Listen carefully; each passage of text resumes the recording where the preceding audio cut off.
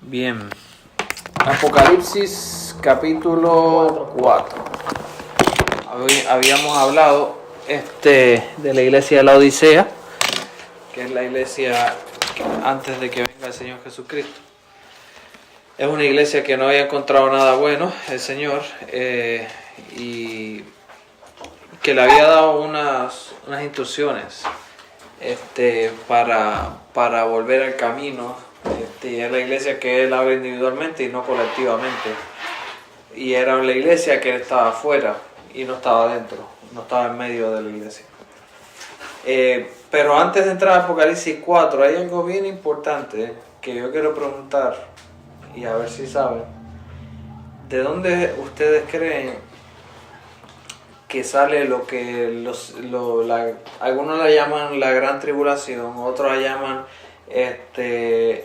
la gran ira del Señor, otros la llaman, yo prefiero llamarle la semana 70 de Daniel?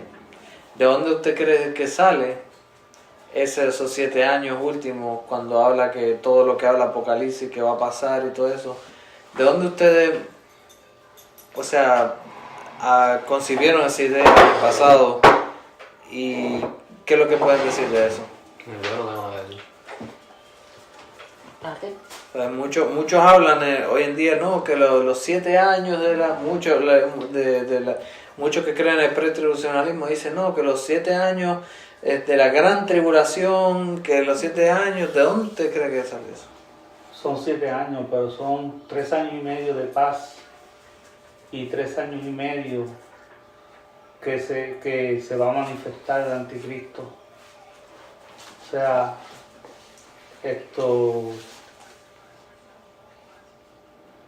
yo estuve bien envuelto en esto y te voy a decir, no fue fácil. Pues me envolví tanto que casi me vuelvo loco. Sí. Sí, pues... Sí, porque te hablan de 3 años y medio de paz, y eso es lo que espera el mundo. Espera la paz, espera un líder que les traiga paz y les traiga armonía. Y eso lo van a tener por 3 años y medio. Pero después entonces él los va a engañar y ahí entonces se va a sentar en el trono de la iglesia que ya dicen que están los planos, el templo, ya están los planos hechos. Sí, está el instituto del templo. Sí. Bueno, hay 2 aspectos. Primero que nada, lo que estudiamos, el problema con estudiar, volverse mucho en la profecía, cuando realmente no se está mirando a Cristo, en el sentido cuando las bases no están fuertes en Cristo, que nuestra confianza no está en Cristo, y mirar mucho la profecía, qué es lo que va a pasar, y estar en esa ansiedad constante, no es bueno. Sí. Por eso el balance está en conocer a Cristo, y nuestra esperanza está en Cristo, que al final a lo mejor suframos persecución, a lo mejor suframos dolor, a lo mejor suframos pérdida temporal aquí en la tierra, pero donde está nuestra esperanza es cuando dice Mateo 24, que dice que en el cielo todo el mundo lo verá, en las nubes. Sí. Y ahí está, pero Él, antes que eso pase, Él nos dijo qué es lo que va a pasar. Y Él dijo que el amor de muchos se enfriará. Él dijo, mire que nadie los engañe. Él advirtió, mira, y esto es bien importante, en todo Mateo 24, Él advirtió de cada uno de los eventos, advirtió una sola vez. De otros eventos, de cualquier evento, advirtió una vez. Pero 4 veces Él advirtió y dijo, mire que nadie nos engañe. Mire que nadie se engañe, porque muchos vendrán en mi nombre. Sí, estuvimos hablando de lo que está pasando en las iglesias, estuvimos hablando que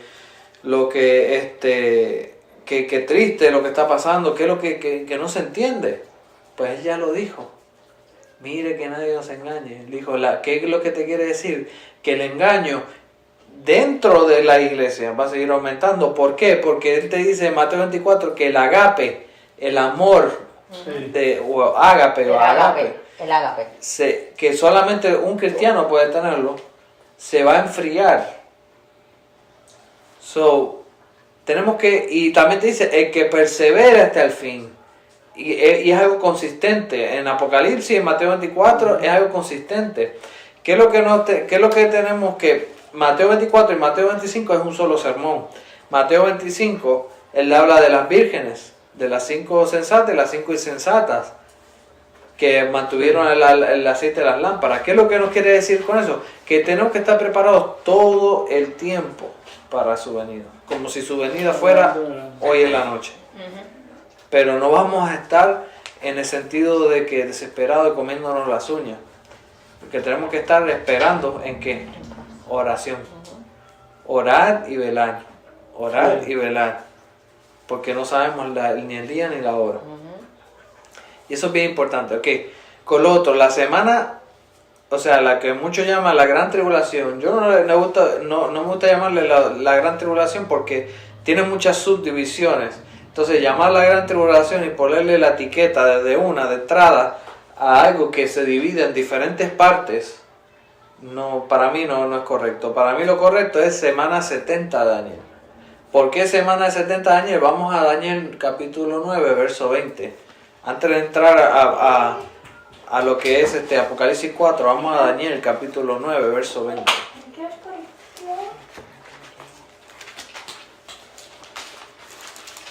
¿Lo leo? Sí. Aún estaba hablando y orando y confesando mi pecado y el pecado de mi pueblo. Es ¿no? Sí.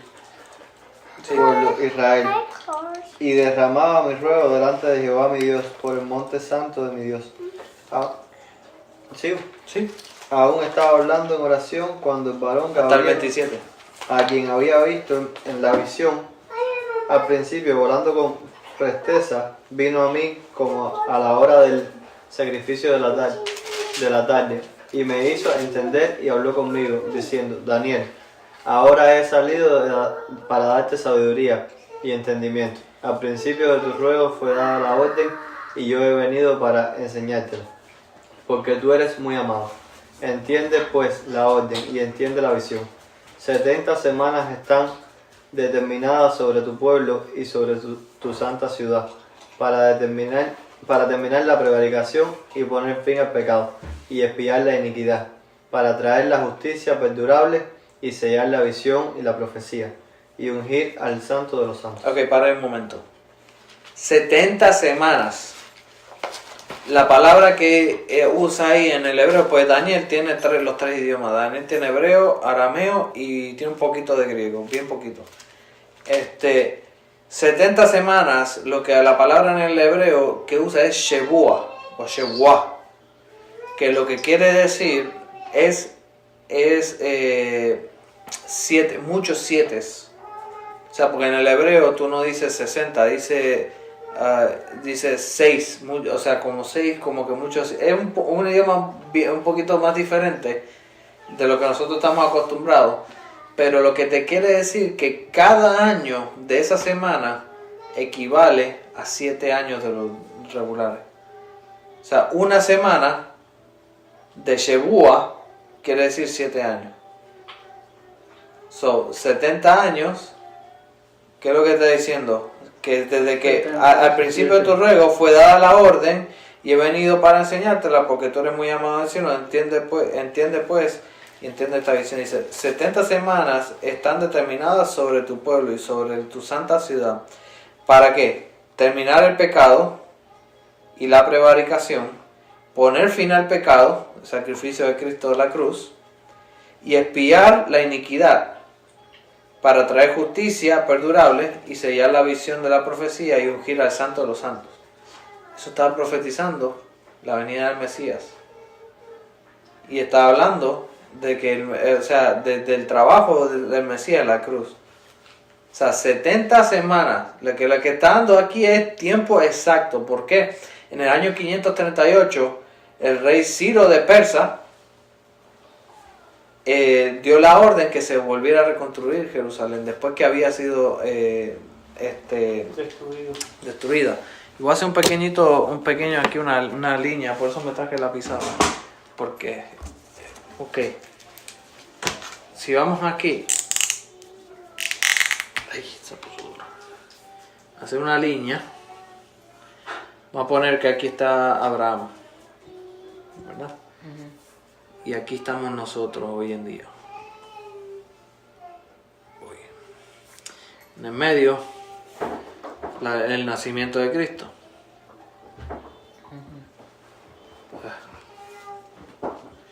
Ok. De Abraham a hoy, aproximadamente hay 4.000, 5.000 años, no me acuerdo muy bien. Pero lo que quiero enfatizar, Ciro de Persa, en el año 538, o sea, eso fue después de David, aquí está David, más adelantito, cuando Israel no guardó la ley y no le dio descanso a la tierra, el Señor manda a los babilonios, y eso está en Jeremías y está en el libro de los reyes y de Crónicas, y se lleva a los israelitas exiliados. Los saca de Jerusalén, destruyen todo, destruyen el templo, y Israel se va a Babilonia, los israelitas. Y ahí que se va ¿quién? Daniel. Se va con eso. Entonces, Daniel está, vamos a poner por aquí, y está exiliado en Babilonia. Y si después leemos Daniel, por eso es bien importante tener conocimiento de lo que son profetas menores y los profetas mayores, porque te dan mucho enriquecimiento a lo que es la profecía bíblica y se conecta mucho con Apocalipsis. Entonces en el año 538, o sea, lo que le está diciendo aquí, que desde que se dé la orden, vamos a leer más adelante, dice, hasta el Mesías príncipe, le da el tiempo exacto. Porque después, y por eso que mucha gente dice que el libro de Daniel fue escrito después del Imperio Persa. Y no es así. ¿Por qué? Porque no pueden creer que sea tan exacto en fechas. Entonces, y vamos a ver más adelante, sí que dice, o sea, habla del sacrificio de Cristo en la cruz en el verso 24, el trabajo expiatorio de Cristo. El verso 25 sigue. Sabe pues y entiende que desde la salida de la orden para restaurar y edificar Jerusalén hasta el Mesías príncipe habrá 7 semanas y 72 semanas. Y 62. Y 62 semanas.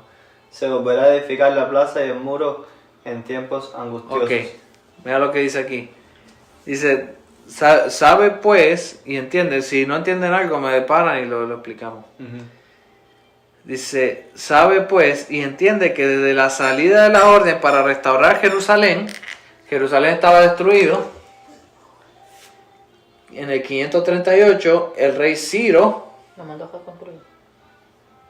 dio la orden. Ok. ¿Quiénes se fueron? Zorobabel.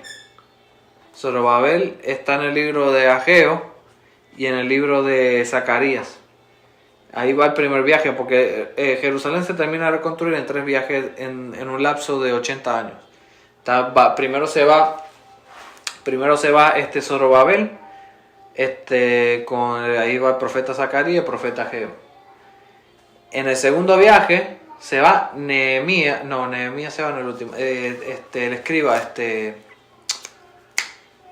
Nehemías es el último, y antes está se me fue el nombre del escriba.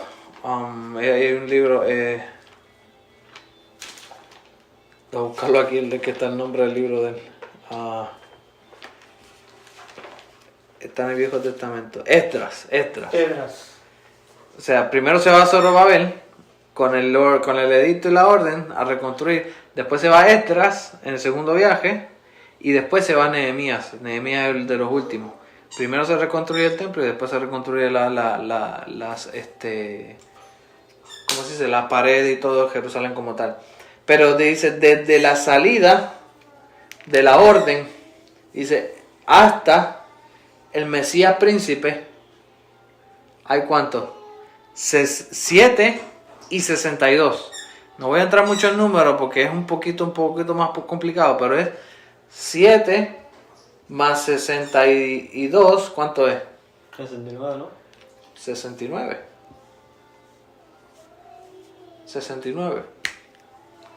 7 más 62, 69.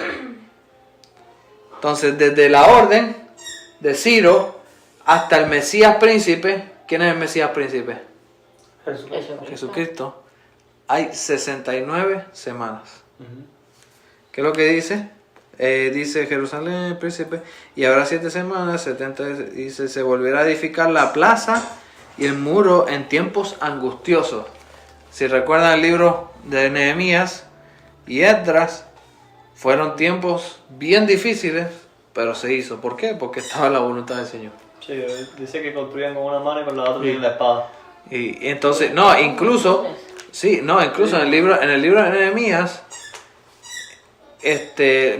Nehemías mandaba familias a dormir en los puntos débiles de la muralla de la ciudad con espada, con lanza. ¿Por qué? Para proteger. Los ataques. Dice que se bañaban hasta con ropa. Sí. Yo leí el libro de Nehemías hace... No, después más adelante hacemos un estudio del libro de Nehemías. Ahí, por eso te digo, la iglesia hoy en día no está dormida está durmiendo la siesta, porque todas estas cosas son bien importantes, el conocer la palabra de Dios, porque la palabra de Dios es fiel y verdadera. Entonces, lee el ok, 26. 26. Y después de las 62 semanas se quitará la vida al Mesías, mas Ok. no por sí. Después de las 62 semanas, las 62 semanas caen en la muerte de Cristo. Se quitará la vida de quién? Del Mesías, del príncipe. ¿Y qué es lo que dice? Mas no Más no por Mas sí. no por sí. por sí. ¿Y qué dice después? Y el pueblo de un príncipe que ha de venir destruirá la ciudad y el santuario. Ok. ¿Qué pasó en el año 70 después de Cristo? Los romanos Destruyeron todo. vinieron con lo que diríamos el día, con las bulldozers y todo, destruyeron todo. ¿Por qué? Porque los judíos se rebelaron. Pero eso dice, Jesucristo dice que eso fue un castigo por ellos rechazar al Mesías. Porque cuando vinieron a hacer el juicio a Cristo, maldijeron y dijeron, no, que el juicio caiga sobre nosotros, que el juicio caiga sobre nosotros. Eso fue lo que pasó. Vino, y en el año 70 vino el Imperio Romano. Se fue Nerón, ¿no? No, fue, empezó con... Nerón fue el que lo quemó. No, Nerón quemó Roma. Roma fue lo que quemó. Fue antes, fue en los 60. Después vino Domiciano. Domiciano murió, o sea, ya cuando cuando los judíos se rebelaron, no me acuerdo ahora mismo si era Domiciano, pero él muere en ese tiempo. Si leen la guerra a los judíos en los 70 años, tremendo, o sea, es un libro que te deja ahí porque tiene mucha acción, que es de Flavio Josefo. Y en ese tiempo Vespasiano era el general del ejército romano que se convierte en emperador. Y es algo sorprendente porque cuando pasa eso, la invasión de los romanos para, porque entonces Vespasiano se va a Roma y entonces le da tiempo a los cristianos salir de Jerusalén, porque ellos vieron que lo que profetizó Jesús se estaba dando y agarraron. Entonces los que venían, los peregrinos que venían a adorar a Jerusalén, dijeron, ay no, el Señor paró la invasión, entonces se metieron. Los fieles vieron Y huyeron. y oyeron y se recordaron, y los que estaban pendientes a lo que estaba pasando, a los placeres de esta tierra, se metieron en Jerusalén y el juicio vino. Esto, yo no soy preterista. Preterista quiere decir que alguien que cree que toda la profecía se cumplió ahí. No, sí se cumplió parte de lo que Jesús predijo ahí, pero eso es una sombra de lo que va a pasar en el futuro. O sea, ¿cómo queremos saber lo que va a pasar en el futuro? Miramos al pasado. Lo que pasa es que en el futuro va a pasar con mucho aumento, con mucha, ¿cómo se dice?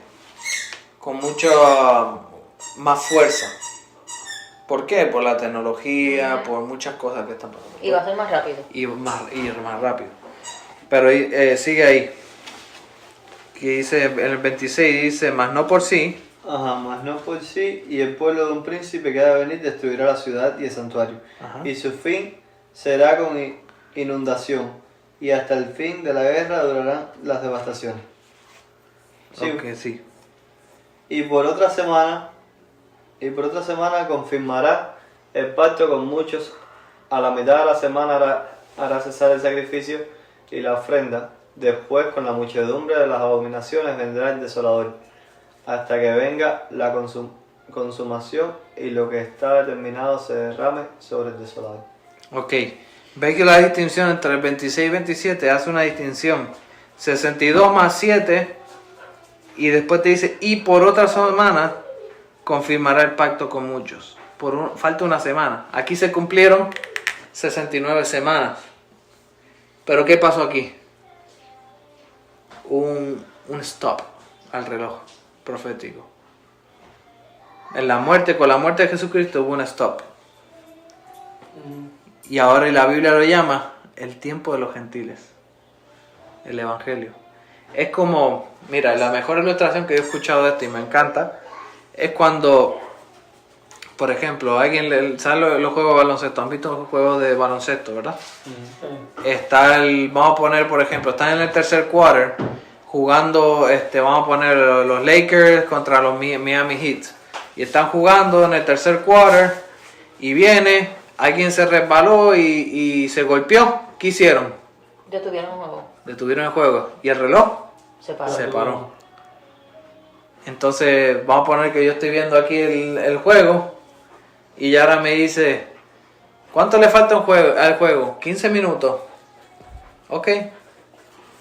Y viene al rato como una hora después porque todavía están limpiando y todo eso. Y viene Yara y dice, ¿cuánto le falta al juego? 15 minutos. Pero hace media hora te pregunté y me dijiste 15 minutos. Lo que pasa es que están parando ahí, el tiempo está parado porque pasó algo. Entonces, lo mismo pasa aquí. El reloj profético se paró. Y hace 2000 años atrás. ¿Qué es lo que quiere decir? Aquí, vamos a poner esto hoy en día. Más adelante, no sé cuándo exactamente, queda esa semana 70. Que lo que dice es, y por otra semana confirmará el pacto con muchos. Y a la mitad de la semana. Y a la mitad de la semana, o que esa semana está dividida. En dos. A la mitad. A la mitad. A la mitad, exactamente. Que vendrán a ser los 7 años. 1260 días. Apocalipsis te habla de 1260 y 1260 y 1290. Te lo divide por día, que eso lo vamos a estudiar más adelante y que vamos a volver a esto. Por eso es importante que conozcamos esto. Porque el día ni la hora no lo sabemos, pero que es como, por ejemplo, la profecía bíblica es... No lo sabemos, pero cuando empiece va a pasar. Va a pasar y va a pasar rápido. Sí. Por ejemplo, cuando vemos el cielo negro, Es que está bien nublado. está bien Va a nublado. llover. Sabemos que va a llover. No sabemos Pero- cuándo. ¿En qué minuto? No. No sabemos. No lo sabemos. Pero sabemos que va a llover. Ujú. Así mismo pasa con la profecía bíblica. Y así mismo los judíos la ven. ¿Sabemos cuándo va a empezar a pasar todas estas cosas? O sea que todo eso empieza, esas 70 semanas empiezan con la reconstrucción de Israel. No, empieza con la orden de Ciro, el Ajá. persa, Con la orden de Ciro. para reconstruir. Para Porque le dice reconstruir. aquí la profecía, vayan de nuevo y léanla y reléanla, porque yo sigo leyendo y sigo encontrando cosas nuevas. No quiero caer No, mucho en sí. esto porque nos vamos a demorar aquí mucho. No. Pero fue reconstruida como en 3 partes, dijiste. Sí, si ven la historia, yo creo que tenía un mapa de ¿cómo se dice? Una línea, de la línea de tiempo, en el cual fueron, cuándo salió quién y cuándo y qué hizo. Y te dan los textos bíblicos donde lo dice todo. O sea, que primero sale Zorobabel, el hijo de Salatiel, que es el libro de Ageo, el libro de Zacarías, te hablan de eso, que el Señor estuvo hablando a ellos. Y después creo que fueron, no, si no me acuerdo, creo que fueron 70 y pico de años después, 80 años después, salió Esdras. Y 16 años después de Esdras salió Nehemías. O sea, fue un tiempo. Fue un O sea tiempo. que todo eso está registrado en los libros históricos.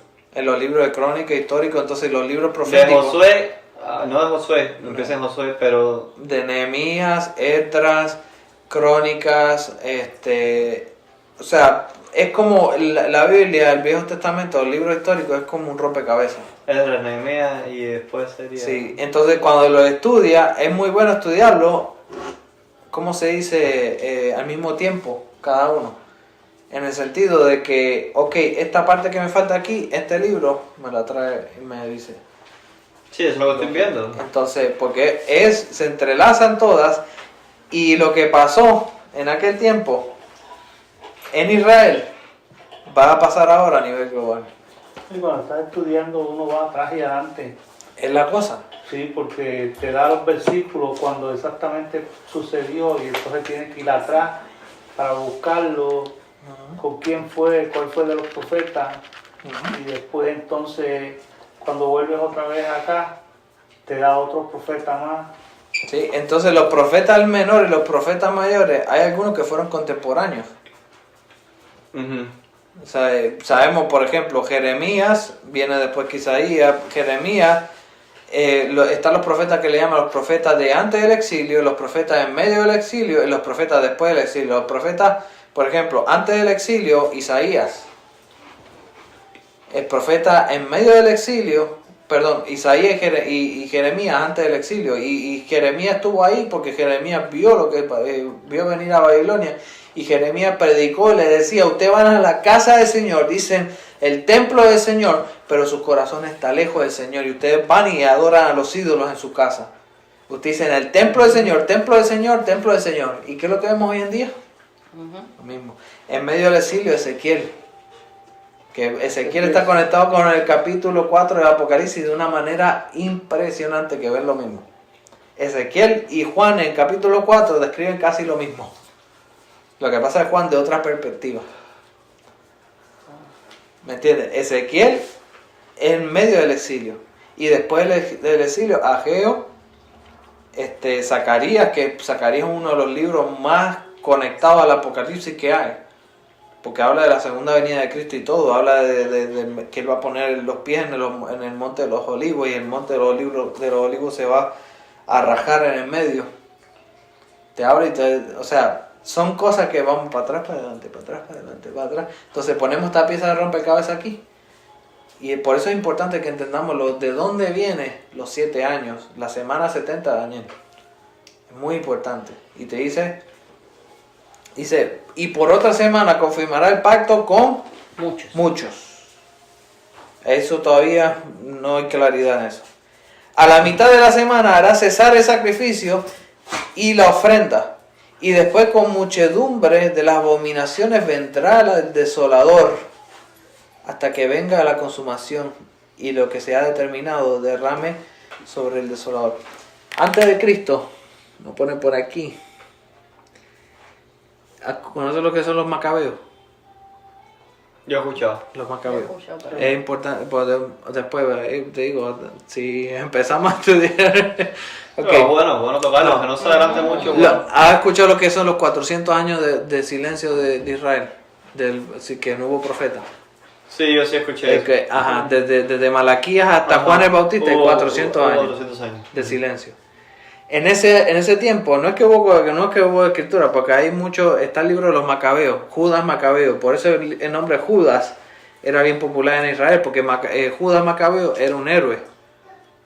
¿Por qué? Porque pelearon ¿con quién? Con Antíoco Epífanes.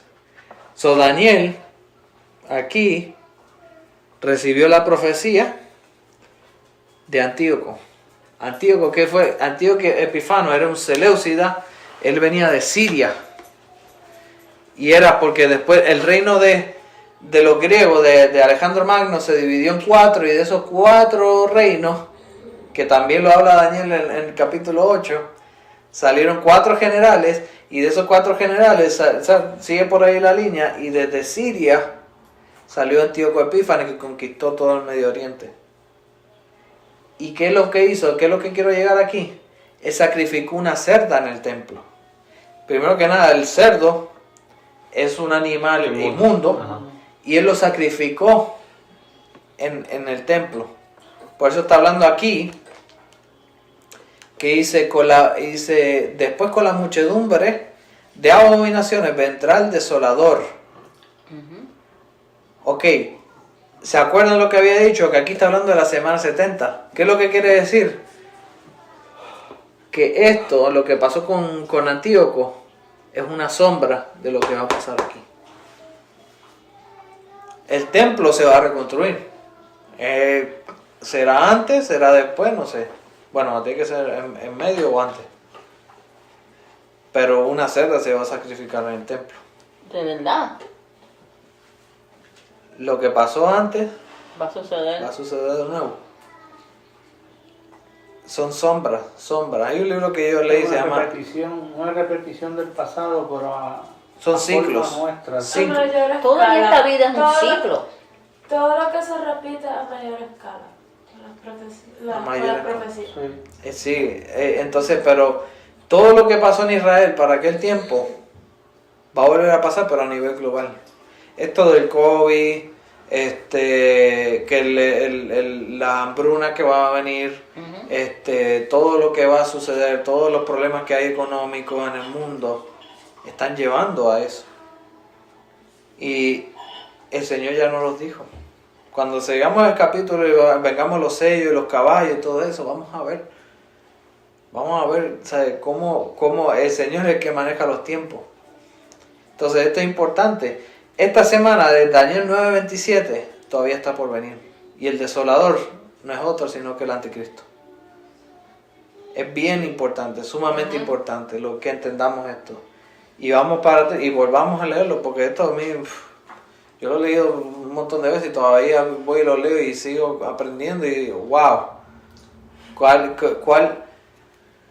es o sea, la palabra de Dios es tan certera, no se le escapa ni una I, y a veces parecemos, no, pero esto no se cumplió, no, sí se cumplió, o sea, no se le escapa nada, ya Él nos dijo el final desde el principio, porque Él es Dios, y Él es soberano sobre todas las cosas. O sea, es bien importante que entendamos esto, y porque asimismo Juan vio todas las profecías y todo eso, las vio en un ¿cómo se dice? Resumidas. Porque vamos a entrar, porque Juan entra, vamos al capítulo 4, Apocalipsis. Vamos ahora, esta era la introducción.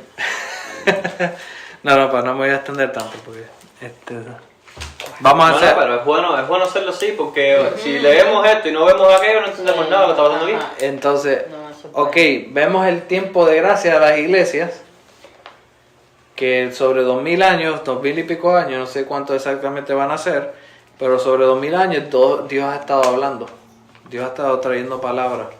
No solamente Israel, ahora se cambió la dirección, sí sigue siendo para los judíos principalmente, porque a los judíos se les dio la ley, pero ahora es para el mundo entero, el evangelio, ¿entiendes? Entonces ahora Juan está en la isla de Patmos, vio la visión de Jesucristo, ¿se acuerdan? Habíamos hablado del capítulo 1, que él era el que se paraba entre medio de las lámparas con los ojos de fuego, el rostro como de sol, o sea, que tenía el cinturón, vio la imagen poderosa de Jesucristo, o sea, el principio, el final, el que lo ve todo, el que lo sabe todo. Entonces, ahora Juan, o sea, se cambia la velocidad, porque ahora ya dio el mensaje que quería a las iglesias. Ahora Juan va a escribir esto porque esto es es para alentar a los demás, para alentar a los hermanos que estaban en persecución. Y ahora Juan lo que le dice, si alguien quiere leer Apocalipsis 4:1. Después de esto miré, y he aquí una puerta abierta en el cielo. Y la primera voz que oí, como de trompeta, hablando conmigo, dijo: sube acá, y yo te mostraré las cosas que sucederán después de estas. Ok. Después de esto mira Juan y dice que había aquí una puerta, ¿qué? Abierta. Abierta. Muchos teólogos dicen que eso es otra dimensión. Ya se han descubierto que hay hasta casi 10 dimensiones diferentes. Lo que pasa es que nosotros no las podemos ver. O sea, en el método científico, todo eso. O sea, mientras más pasa el tiempo, la ciencia apoya más, o sea, lo que dice la Biblia. ¿Por qué? Porque la Biblia es verdad. La ciencia a veces se equivoca y después de tiempo viene, no, era así. Y lo que hace es confirmar lo que dice la palabra. Nosotros creemos en la palabra. La ciencia, pues, no es enemiga de la palabra. A veces la gente es la que es enemiga de la palabra y trata de darle la vuelta. Pero mayormente lo que hay una puerta. O sea, Jesucristo dice, yo soy el que tengo la llave, yo soy el que tengo la llave de David, yo soy el que abro, el que cierra, y si yo abro y nadie cierra, entonces había una puerta abierta. Y había una voz como ¿qué? Una voz, ¿cómo era la voz? Trompeta. Como de trompeta. Ok, dice Mateo 24. Yo lo voy a buscar rapidito. Mateo 24, 31 creo que es.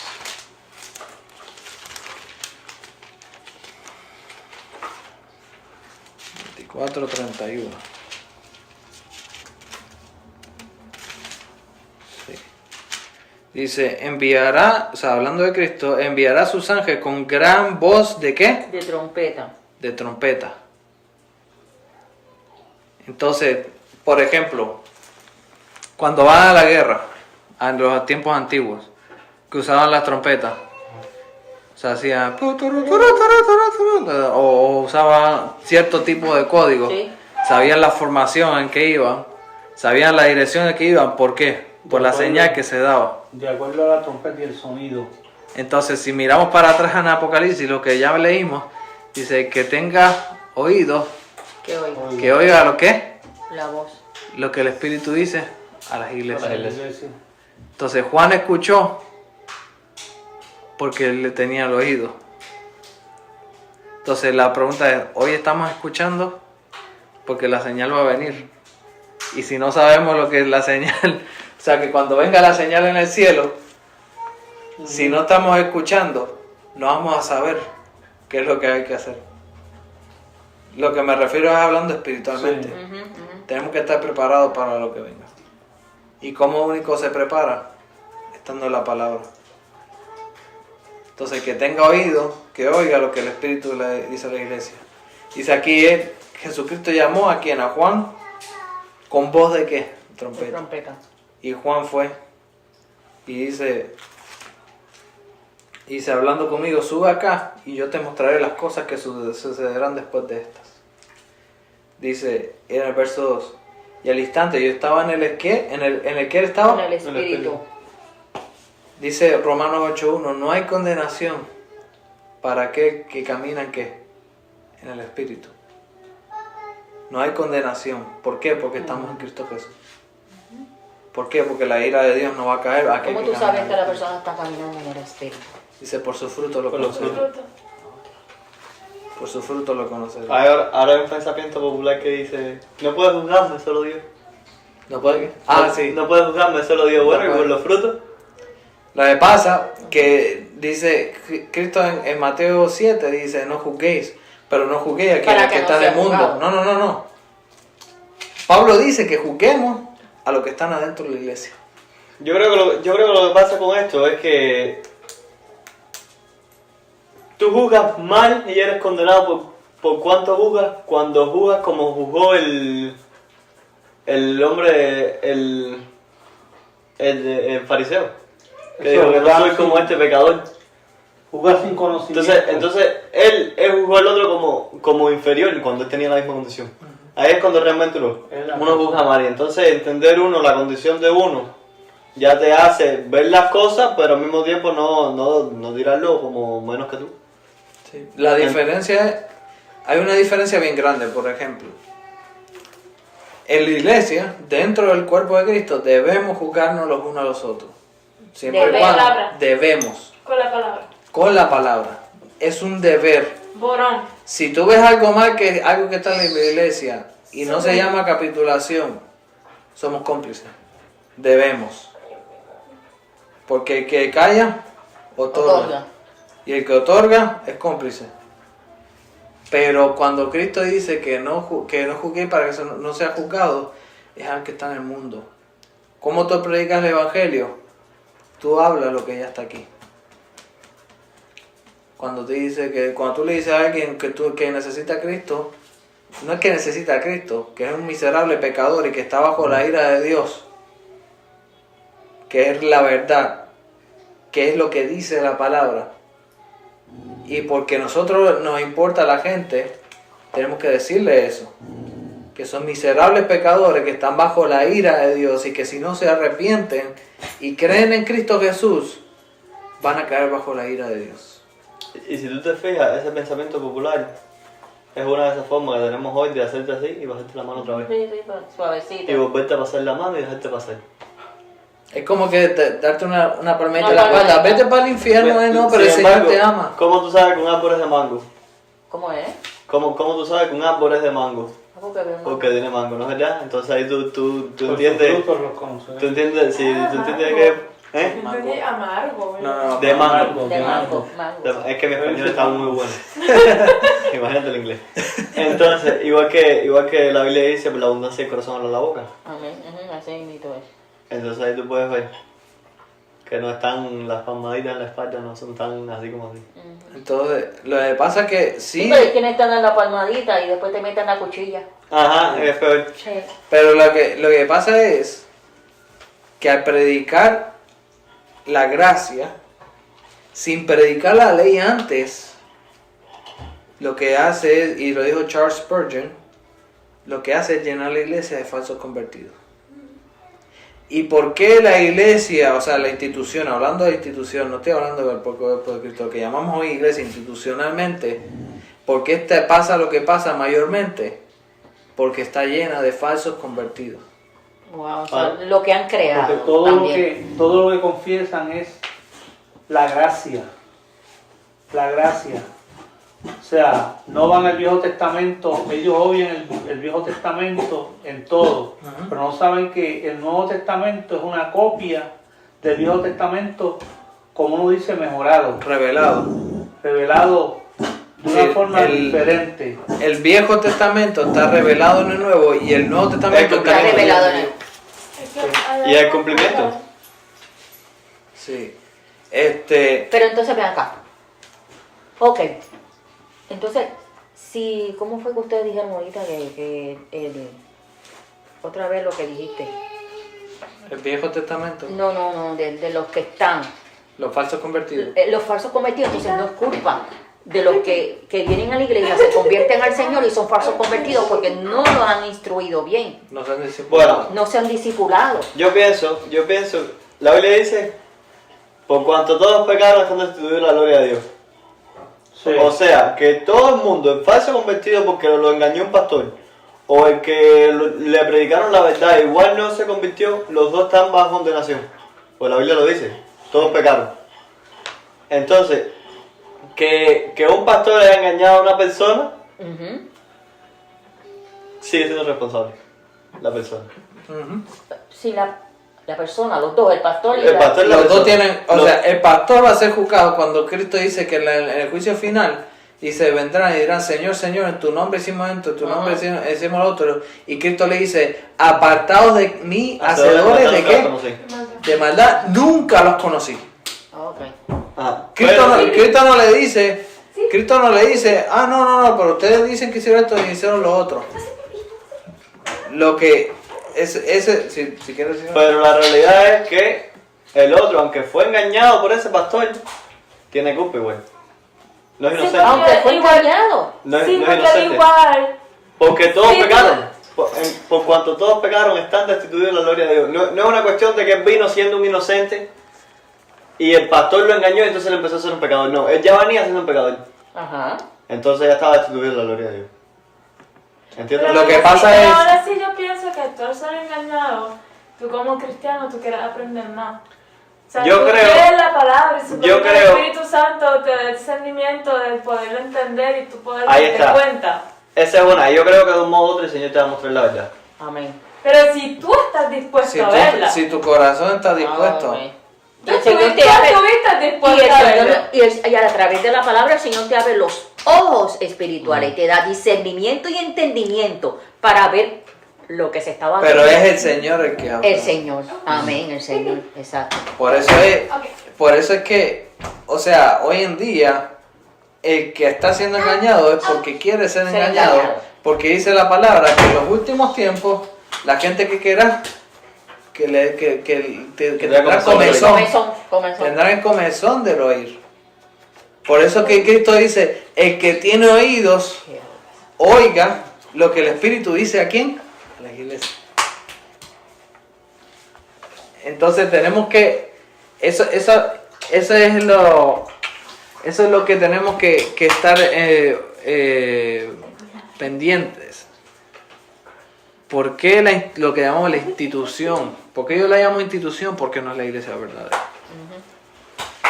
La institución, ¿qué es lo que quiere? ¿Qué es lo que quiere el mundo?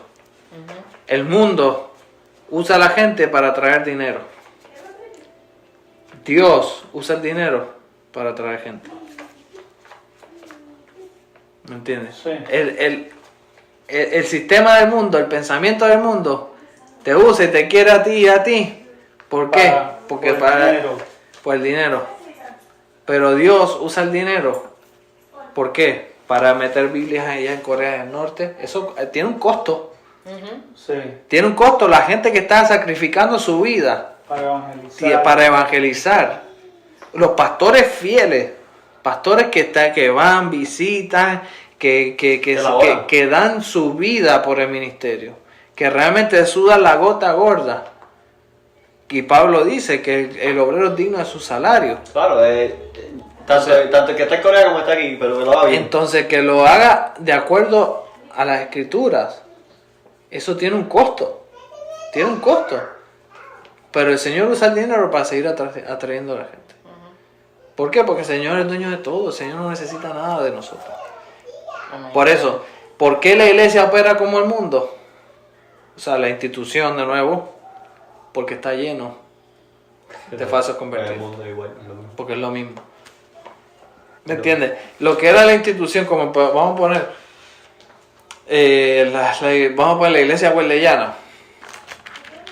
Cuando empezó Wesley a predicar y hubo un avivamiento allá en Inglaterra y se empezaron a llenar y estaba la iglesia de Inglaterra. La iglesia de Inglaterra empezó a perseguir a Wesley y lo querían matar. Lo más está ahí con los profetas. La institución, o sea, todo se repite y se repite y se repite. Y ahora, la institución de hoy en día, aquí en Estados Unidos, van a perseguir a los cristianos verdaderos. Ya sea la iglesia wesleyana, ya sea los bautistas del sur, ya sea la asamblea de Dios. ¿Por qué? Porque ellos no quieren escuchar. El que tenga oídos, Como hicieron con nosotros en el ejército, que nos prohibieron hablar de la palabra si tú no estás capacitado, supuestamente capacitado certificado. para ello. Tiene que ser capellán por el ejército para poder llevar la palabra, y ahora no se puede mencionar el nombre de Jesucristo. Y ahora la pregunta es esta. Si tú te fijas que es un conflicto de las personas que no quieren estar con Dios, porque ¿qué daño le hace a la sociedad ahora por que todo salga bien en algo? O la misma iglesia, la iglesia verdadera, ¿qué daño le hace a la sociedad? Nada, la iglesia verdadera incluye a las personas para que no roben, la iglesia verdadera instituye a la familia. Sí. ¿Y qué daño le hace? Ninguno. Sin embargo, tú ves a las personas en contra de la iglesia porque están en contra de Dios. Esta nación fue constituida por cristianos. Y todo lo llevaban hasta la Constitución de Estados Unidos fue hecha por la palabra. Y le hicieron fieles creyentes. Y todo el tiempo para hacer cada cosa que se hacía en esta nación, se oraba. Las familias se reunían a leer la palabra todos los días. Y eso se fue secando, secularizando. Sí, y ya no se hace. O sea, vamos de nuevo. Él es el que abre y el que cierra. Sí. Él es el que abre las puertas y él es el que las cierra. Él es el que controla todo. Amén. Ok, y al instante yo estaba en el Espíritu, o sea, no hay condenación, que nosotros debemos caminar en el Espíritu y no en la carne. Dice, y aquí un trono establecido en el cielo, y en el trono uno sentado. Y así vamos a terminar. El capítulo 4, la introducción del capítulo 4, y así vamos a seguir el próximo estudio. El próximo estudio se va a llamar, no le pongo nombre a muchos, pero este lo voy a llamar, hay un trono en el cielo. Y hay uno sentado en el trono. Y en el capítulo 4 aparece 19 veces la palabra trono. ¿Por qué? Él está sentado en el trono. Él sabe lo que pasa. Él sabe lo que va a pasar. Y ahí es que está nuestra confianza. No, si no hacen la introducción, uno está perdido. Y es Vale la pena, es honestamente. importante y por eso lo grabamos y pues que le sirva, pues vamos a orar y yo me quedo contento porque, no sé, me siento, o sea, el hablar de la palabra es hermoso. Amén. Y hay un trono en el cielo. Escucharle y aprenderle es mejor. Escucharle, sí. Hay un trono en el cielo y Él sabe lo que está pasando. Por eso nosotros nos preocupamos, ay, que pasa esto, pasa lo otro, y sí, tenemos en nuestra humanidad, decimos, Señor, guíanos aquí y allá. Y el Señor está allá, en su trono sentado. Lo que dice Oh Javier. my goodness. Vamos a orar. Señor, gracias Padre, Señor, gracias. porque tú estás sentado en el trono. Gracias, Señor. Y nadie te dice a ti lo que debes hacer, Señor, sino tú eres el que controla todas las cosas, Señor. Tú ya nos dijiste lo que hay en tu palabra, Señor. Gracias por este tiempo. Señor, guíanos, háblanos, Señor. Redarguye nuestros corazones, Señor. Y llévanos, Señor, a tu verdad. Queremos escuchar tu verdad, Señor. Así como tú nos dices que el que tenga oídos, que oiga lo que el Espíritu dice a las iglesias. Que así tú nos guíes, Señor. Queremos escuchar esto, Señor. Y ayúdanos a caminar en el Espíritu, Señor. Ayúdanos a tener la mente de Cristo, Señor. En el nombre de Jesús. Amén.